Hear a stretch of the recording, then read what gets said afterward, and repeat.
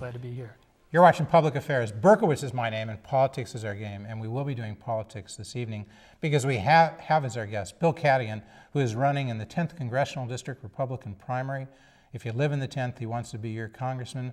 But if you're not in the 10th, don't turn that dial, because we'll be talking about issues of major importance wherever you are, whether it's in the 10th or the 14th or downstate or upstate or the Gold Coast or the Soul Coast or outside of Illinois, because the risk of Iran, the more troops going into Afghanistan, more or less gun control, more guns, less crime, free riders and health insurance reform, and on it goes. Bailouts and stimulus, gays, guns, God, abortion. So these are all issues of importance to you, and you'll be hearing about them from Bill Cadigan, who's got his undergraduate degree from Eastern Illinois University, his law degree from John Marshall. He's a prosecutor, assistant state's attorney. He was in Cook County, in-house counsel for Metra. He is currently in private practice representing doctors. And before he was in-house counsel, I say, for Metra, he worked for Congressman John Porter for a variety of positions from 1986 to 92. He is active and was active in the Wheeling Township Republican organization. He lives in Winnetka with his wife Beth and his young son. And we'll cut right to the issues. Bill Cadigan, let's go over to foreign policy. Well, first of all, glad to be here, Jeff, and I appreciate the opportunity to talk to the voters of the 10th District and the larger area. And thank you so much for coming. We'll talk about this more as we get into the show, because not everybody who's running for office comes on the show, and indeed not everybody who's running in the 10th Congressional District. So Bill Cadigan is right here. He's the first person to be on, and we appreciate you doing that. It's not just, it's not about Berkowitz. Really, Cadigan coming on, it's about you. It's about the voters in the 10th Congressional District. And this is saying to you that Bill Cadigan, he wants to talk to you. He wants to discuss the issues, and he wants to show what he knows, not being conceited. But there are other candidates, I guess they don't want to show what they know. Or maybe they don't know what they know. Maybe they don't know what they don't know. But you have to wonder, if they're not coming on the show, it's not because we didn't invite them. If they're a major candidate, we want them to be here. So we'll talk about that more on the show, but getting on to Iran. Well, first on Berkowitz, first on Election Day, that's what I say. All right, I like that. But we don't endorse candidates, and we're not endorsing Bill, but we are endorsing what he's doing, coming on this show, and he's telling us, on Iran, what should the United States do? Should they keep threatening and watch them go nuclear? That seems to be what we're doing. Or should they be taking action? Should they be moving aggressively towards sanctions, not just threatening that? And if that doesn't work, should they be thinking about taking military action to take out that nuclear capability? Well, these are simple questions we ask. Anybody can answer them. I don't know why anybody would hesitate to come on this show. Well, it's a grave situation. As I heard this week someone describe it, it feels like 5 minutes to midnight in Iran. And I think that sanctions are the way to go. I think there seems to be consensus in the Congress and in the administration that's going to have to, particularly in the area of gasoline, that to essentially choke off. Iran has ample supply of oil, but they don't have the refining capability to refine their own gasoline. That'll be the first step. But yeah, we can't live in a world where Iran has a nuclear capability that it can use to destabilize the area, threaten Israel and Europe and the United States. So I think that we need to press forward with those sanctions in a very vigorous way. Isn't there a good chance that China won't go along with that? Russia really won't go along with that? And if they don't, we won't be able to get sanctions, at least not from the UN? Well, it's troubling that Russia continues to behave in the manner it does and sell them not only military hardware, but also kind of trade with them in a way that doesn't add to the sense that the entire world community shares the U.S. commitment and our allies' commitment to making sure that Iran doesn't get a nuclear capability. Well, and if the sanctions, let's just say one of two things. We're taping this show on October 11th. Let's say sanctions could get enforced by November 1. Mm-hmm. It's probably being optimistic, but say that happened. How long would you give it to work? Would you give it a month, 2 months, 3 months? Work meaning Iraq said, okay, we give up. We're not going to pursue our nuclear capability.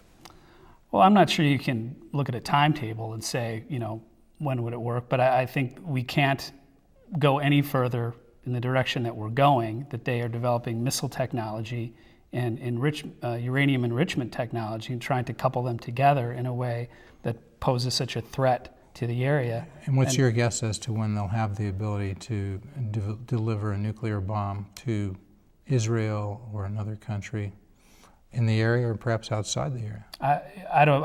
6 months, 12 months, 18 months? I think it's 2 more years? than I've heard the 18 months to 2 years. So you think we've got 18, the world has 18 months to 2 years before they have to learn to live with Iran as a nuclear capable nation? Well, I don't think we can live with Iran as a nuclear capable nation, so that's why we need action now. So if in 12 months, say you started in November of 2010, just to pick an interesting day, right around the fall elections, it's not working, doesn't that mean that Barack Obama needs to consider taking military action against Iran?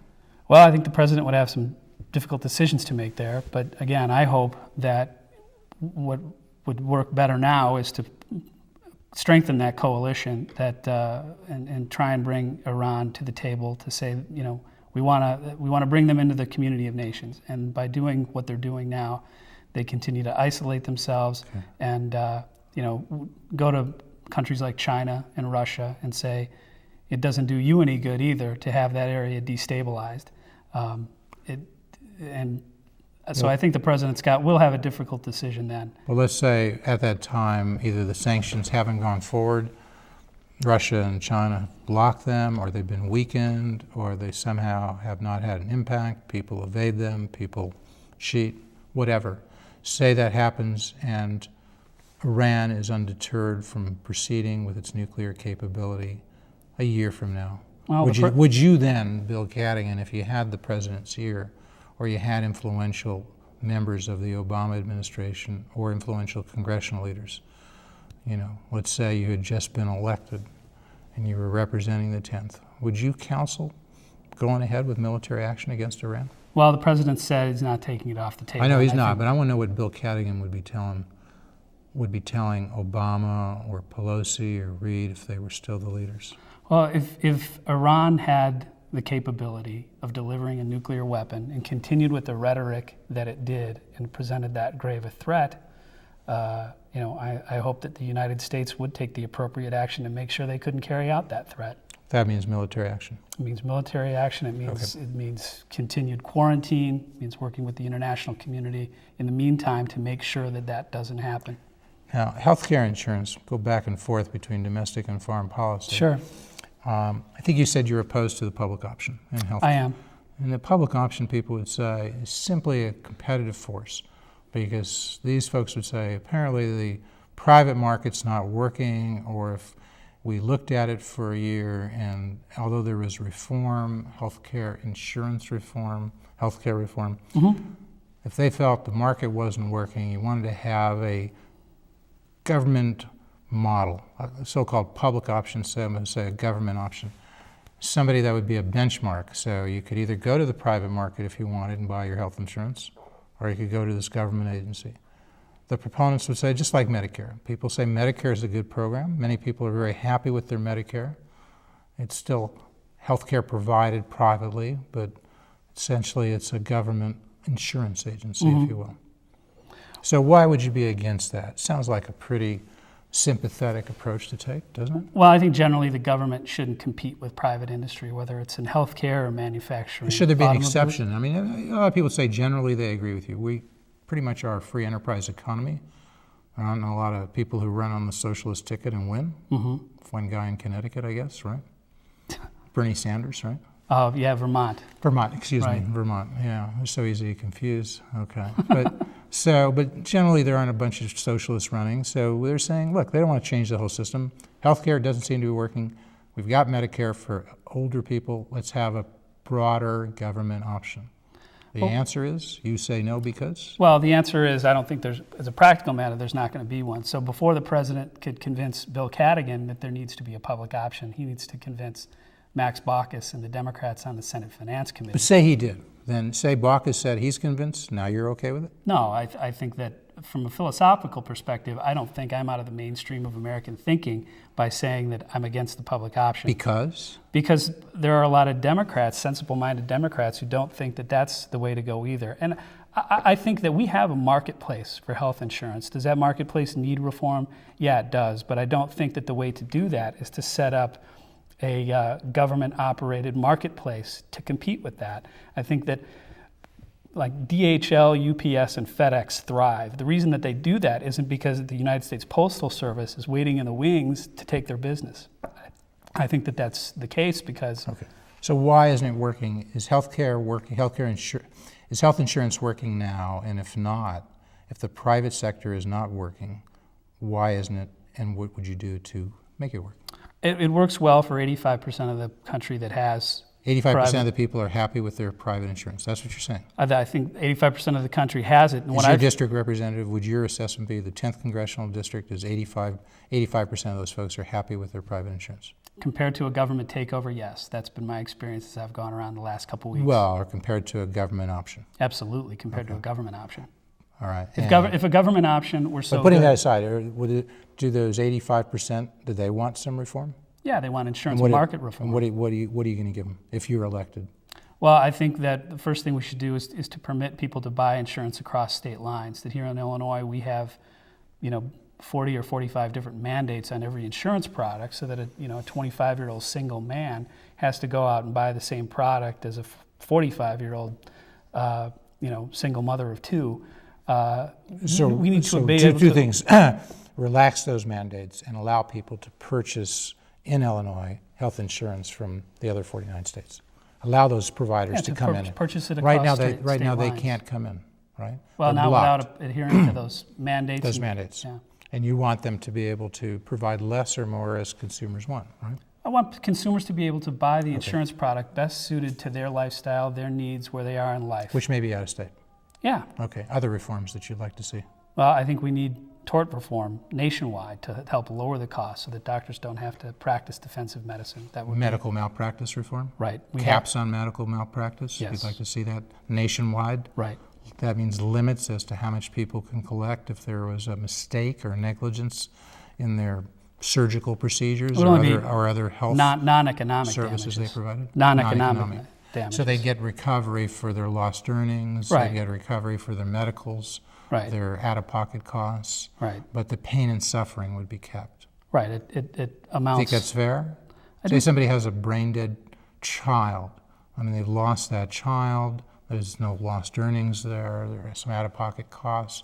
But what's the pain and suffering that a person gets from having a child who, say, died in the first 6 months or 12 months of his or her life? Well, I think that's a tragic case, but fortunately, You would limit it to $500,000 as in Illinois? Fortunately, those cases are rare. We have... I know, but they're rare. But in those cases, you'd limit it to $500,000? Isn't that the case in Illinois? That is the case for in doctors Illinois. And $500,000 for hospitals? Right, but the consequence is that if you live south of I-80 now, you've got neurosurgeons on call that can tend to you. We had, before those tort reforms were enacted, we had doctors leaving this state in droves. Now, we've got doctors staying here and providing good care. All right. So, but you're happy. You'll own up to those caps and you'll defend those caps.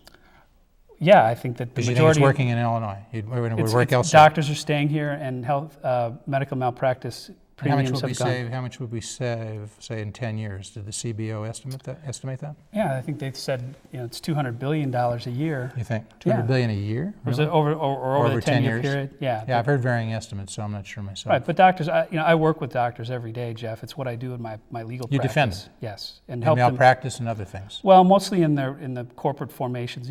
Medical practice organizations are businesses like any other business. So you help them more counseling. You're not Right. out there defending them when they're sued for malpractice. No, they have insurance companies that do that. But But you like the docs. I do. I'm very much. I have a sister that's a doctor, or a brother-in-law that's a doctor. I think that what our profession has wrought on them is sometimes very unfair.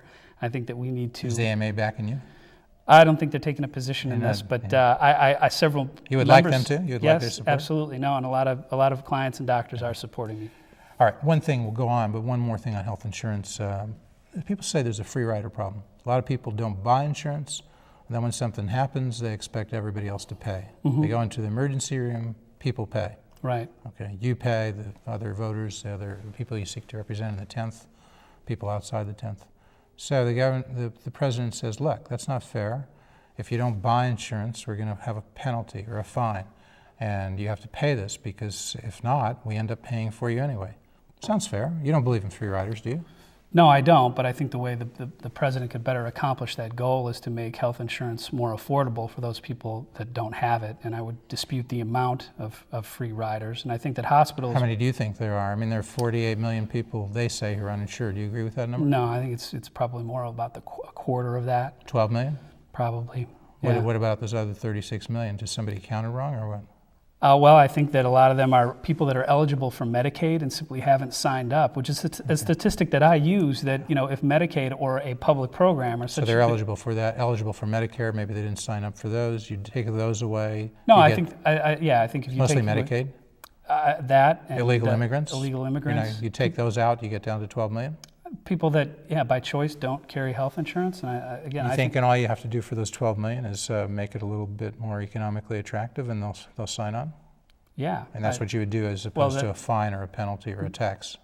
Yeah, I think that enforcing that fine, penalty, or tax would be, a government bureaucracy that would be unworkable. And as we've seen, people do respond to appropriate incentives to go out and get coverage. And a lot of the free rider issue does get addressed by hospitals. There's lots of uncompensated and charity care that they provide as part of their mission. But that ought to only be in the neediest cases. And for people that make a conscious choice to do that, and care is provided, and they owe a debt to the hospital, then the hospital should go out and get the money from them. You're running in the 10th Congressional District. Yes. It starts in Wilmette. That's a suburb, an affluent suburb north of Chicago for people who don't know the area. Mm-hmm. And it goes up the North Shore. It goes up through Kenilworth and Winnetka and Glencoe and Highland Park, all the way up almost to the border of Wisconsin and Illinois. Almost, but not quite, right? It cuts off at And then it goes Waukegan. down the northwest and goes over to Libertyville, Arlington Heights, Mount Prospect, Glenview, Northbrook. I get it right? That's sort of the area? Yeah. Affluent area. Yeah, there are some affluent communities, but, Those folks are concerned about, because we've heard you and the other candidates talk about guns. So some people say, the people on the North Shore, what they want is gun control. Mm-hmm. They're not so anxious to own a gun. But then I was out at the Wheeling Republican Township Organization on October 10th, and you folks were asked about that. It sounded like you folks are all Second Amendment folks, 2A guys. You know what I mean? 2A guys? Yeah. Gun owner rights, right? Right. Is that true? You and Bob Dole was there, and Dick Green, and Beth Colson, and Bill Cadigan. There are others, but I think you would be the four major candidates. Well, I think it's... Would you say you're all 2A folks? Yeah, maybe not in the classical NRA sense, but I think where the debate on gun control has landed in this country is one of enforcement. And we have a really great program here that Pat Fitzgerald operates in the Northern District of Illinois, where it's Operation Safe Neighborhoods. If you commit a crime with a gun, you go to jail. And I think that that's where the proper federal focus ought to be, is to enforce the current laws, and people that use guns in the commission of a crime should go to jail. I also I do believe that there is room for reasonable restrictions on handgun ownership or gun ownership. And you were saying that you said the former, and I guess you now supplemented your answer about gun control. I don't know if you said that yesterday. Beth Colson talked about there's certainly some protections of children and others. Sure. Well, the other exceptions for mental illness, so we don't want people like those or crooks owning guns, right? Sure, absolutely. No, you agree? Yeah, I do. And I bet the other emphasis that has been put on by both the NRA and gun control advocates is gun safety. It's common sense. Right. Don't keep a gun around. So you agree with the NRA on that? On gun safety? On gun safety. Yeah, absolutely. Are you a member of the NRA? No, I'm not. Would you join the NRA? I don't own a gun. Would you join the NRA? Do you believe generally in what the NRA is trying to accomplish? I believe that the Second Amendment is an individual right. I think that the best comes from the Constitution, right here. Yeah. You believe in the Constitution? I absolutely do. Sacred document. Took an oath to uphold it. Yep. All right. So seriously, it's an important document. Sure. What the Second Amendment says is important to you if you were to become a congressman as you vote, right? Mm-hmm. Okay. First Amendment, Second Amendment, the others, they all count. Right? Sure. Your opponents. Dick Green, Bob Dole. As you say, Beth Colson has agreed to be here. She'll be here late November, and so we're happy about that. We're looking forward to that. Dick Green, not so much. We don't get any calls returned. He has certainly not committed, so we don't know if he'll be here. And again, you folks have to decide. We don't endorse candidates. We do think everybody should show up here and answer questions. Bob Dole graciously gave us a 10-minute interview, phone interview. We'll talk a little bit about that. Perhaps you can read about it on my blog. And we hope that it's nice. We accept a third of a loaf, a quarter of a loaf. We'd like the full loaf. So we hope that Bob Dole will be here. He has not said he would not be here. He just hasn't said yet whether he will be here. What do you think about that? Your opponents, Dole and Green, I've just described. I mean, Colson, she says she'll be here. You're here. Yeah. What about those other two? Well, they ought to be here too. I'm having a lot of fun. This is the way that in the 10th Congressional District, people expect to get informed. So you'd like to see them here with you? They could have been here with you. Sure. Right? You'd like sure. to see I've that? been spending a lot of time with them, and frankly, I'm as confused as you are why they would agree to those, participate in those forums, but not be here today.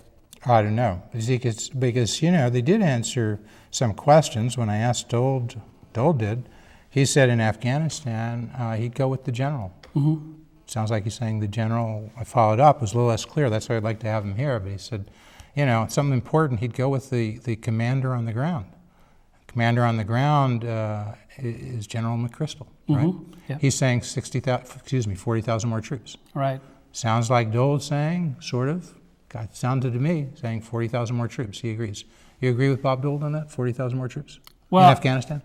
I think that one of the things that happened during Iraq war, a seminal moment and a turning point, was when David Petraeus came before the Congress and when he was going to be confirmed as the commander of the forces in Iraq and presented his plan.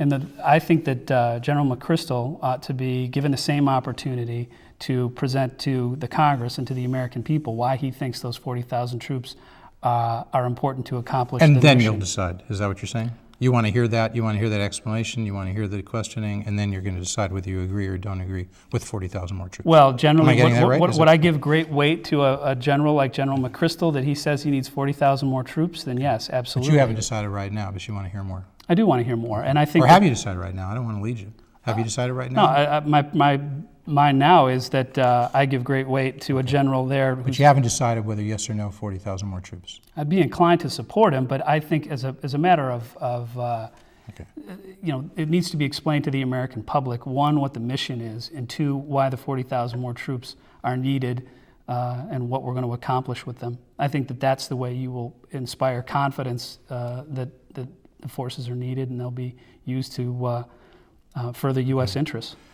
If you had been there in the fall of 2002 when President Bush asked for military authorization to take action, for authorization to take military action in Iraq, you would have voted for or against that authorization? Well, that vote passed with 60 or 70% of the Congress in favor of it, including a large number of Democrats, Hillary Clinton and Joe Biden. So, yeah, But not Dick Durbin and Barack Obama wasn't in Congress at that time, but he said sitting where you sat in November he would have voted no.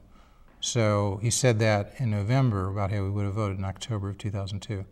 He said that in November of 2002 on this show, in Public Affairs. Right. So how would you have voted going back 7 years? Would you have voted, if you knew what you knew then, not what you know now, but if you knew what you knew then, do you think you would have given the president authorization? No, what I knew then was much informed by the presentation given by General Powell at the UN. I understand. So yes, you based on that, yes. I would have voted in favor of it. But now, with knowing what you know now, knowing that so far it's cost more than 4,000 American lives, people estimate $1 trillion or $1.5 trillion, and we're still in Iraq. Knowing that, would you say perhaps it was a mistake to go into Iraq? Well, gratefully, we're getting out. I understand. But yes or no, mistake, or would something you'd still sign on to, the right action? I think the lesson to take away from it is what are the questions we need to ask now about going into Afghanistan? And they are, you know, what's the mission? Are you certain on the intelligence? And do we have the appropriate amount of forces to carry out that mission? And I don't think that in terms of the intelligence looking back, that the right questions were asked.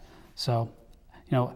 Okay, so that was a mistake, didn't ask the right questions, and maybe knowing what you know now, you might not have gone in?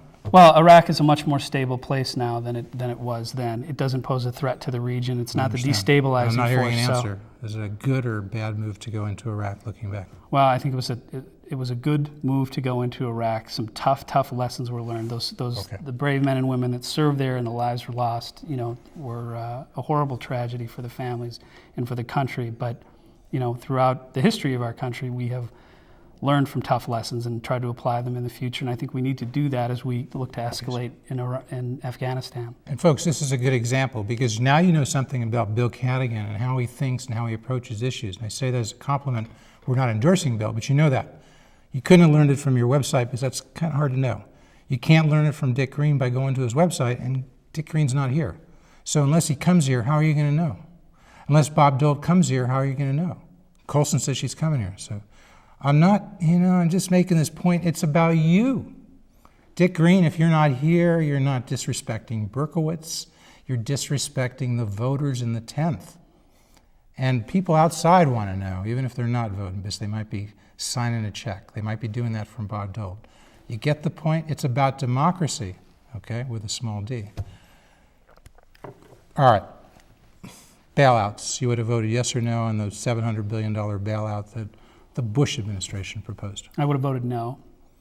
Okay. And I think you'd agree. Dole would agree. But Dole's not here to say that, but I think that's what he said when he spoke. And it's interesting. I've spent a lot of time talking to, one of the things you do have in the 10th District is a lot of people that work in the financial services industry and some bright minds that you can avail yourself of.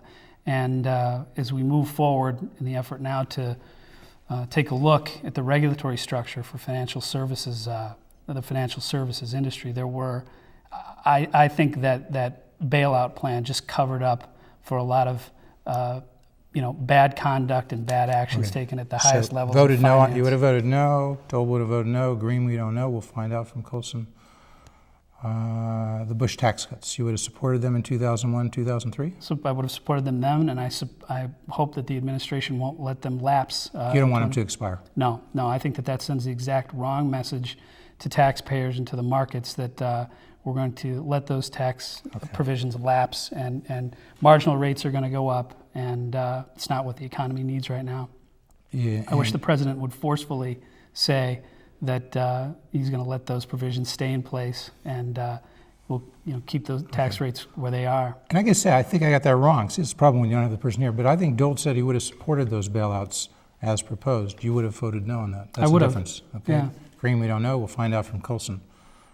Okay. Stimulus. You would have voted yes on that $800 billion stimulus? Or no? I would have voted no against that too. I think that there's, what we're seeing is that the money's not being spent. I was with a group of contractors a few weeks ago. The people that you would have thought the money would have made its way to by now, so they could put people to work and start working on projects in the community. No, it's not. Certainly wouldn't go for a second stimulus. No, absolutely not. I think the administration oversold that as a panacea for the economy that would prevent us from reaching the 10% unemployment that we're nudging up against now. And all right, we're going to continue to speak as the credits roll, but I very much want to thank our guest, Bill Cadigan, who's running for Congress in the 10th Congressional District, Republican primary. We say he's obviously not afraid to speak out. Thank you so much for coming. I appreciate the opportunity. We hope you'll come back. Absolutely. We'll continue this discussion. We've had on the Democratic side Julie Hamos. She's not afraid to come on the show. We expect her to be coming back. Dan Seals, we haven't seen him in 3 years. So Dan, we hope you'd come on and let the Democratic voters know what you think.